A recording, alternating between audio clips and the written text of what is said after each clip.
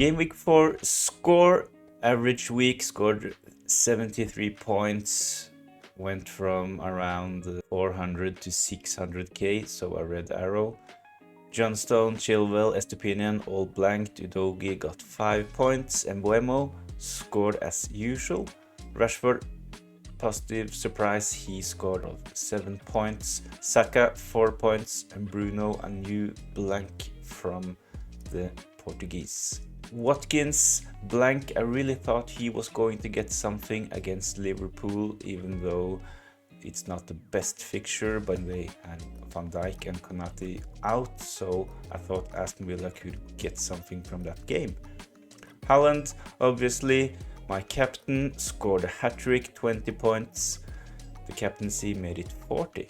And Jackson, a little bit concerning, 1 point again, even though he had a really good fixture. So let's see what Chelsea can bring going forward. But Jackson, I'm thinking about keeping him and giving him some more chances. He does really well when it comes to expected goals, and we will take a look at that later.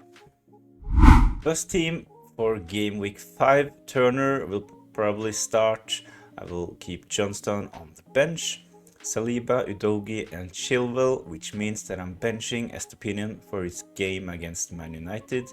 Saka, Rashford, Bruno and Mbuemo in midfield, and up top Haaland, Watkins and Jackson. Not spending much time on my team right now because it's the international break and injuries and other stuff can happen during the days until the next deadline. So the team is set, but I'm not really paying too much attention to it right now, and we'll have a look before the deadline.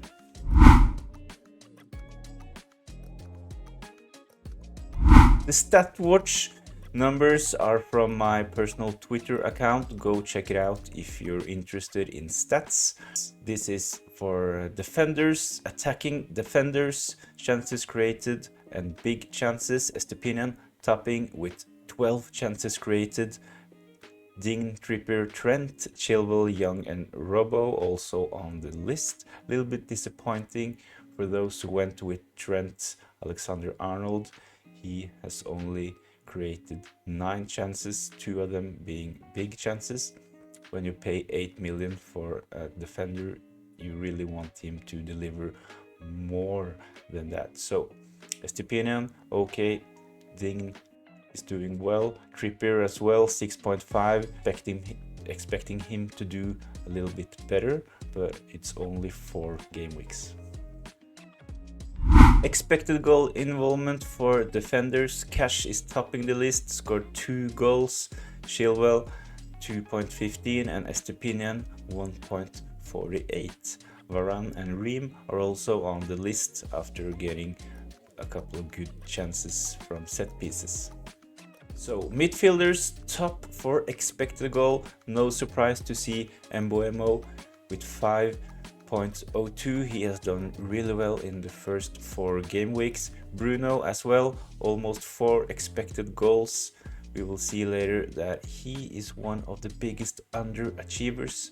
Saka 3.84 and Madison and Salah are also in the top 5. This is the overperformers and the underachievers when it comes to expected goals for midfielders.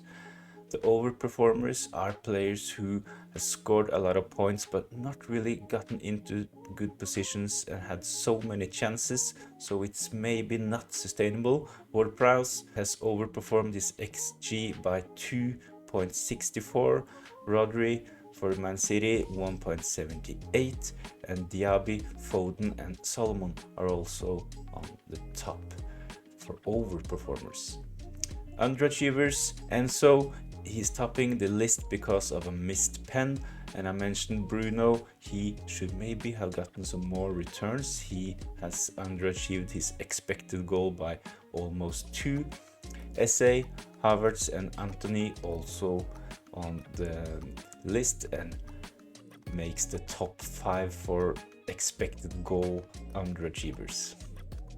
Let's take a look at forwards. Top expected goal involvement for forwards. No surprise to see Haaland almost 5, Jackson 3.39, Edouard, Ferguson and Vissa also on the list. Jackson a little bit disappointing and frustrating for owners. He should maybe have had 3 goals. He only have 1 return so far, and the other games he has only gotten 1 point because of yellow card. So Jackson is on borrowed time in many teams. I do believe he will turn it around. He is getting into good position. He is taking a lot of shots and he has good service. So let's see if he can turn those chances into goals. Overperformers and underachievers. Haaland, he is actually overperforming his XG by 2.19. Sometimes when you are overperforming your XG, it's because you have gotten lucky. Sometimes it's just because you're an elite finisher. And I do believe for Haaland, it's the elite finisher explanation. And last season, he actually overperformed his XG by around 10. So Kane and Haaland, after 38 games, were the most overperforming attackers last season. Avonier, he is overperforming by almost 2. He's not getting into the same attacking spaces and he's not taking as many shots, so this could really be a sign of that his goal scoring might dry out soon. Mateta, Ferguson and Darwin also makes top 5. Underachievers, Jackson, as I just mentioned, he is underperforming his XG by almost 2.5. So let's see if he can turn it around. Mope, Cunha, Silva and Joao Pedro also is on the underachievers list.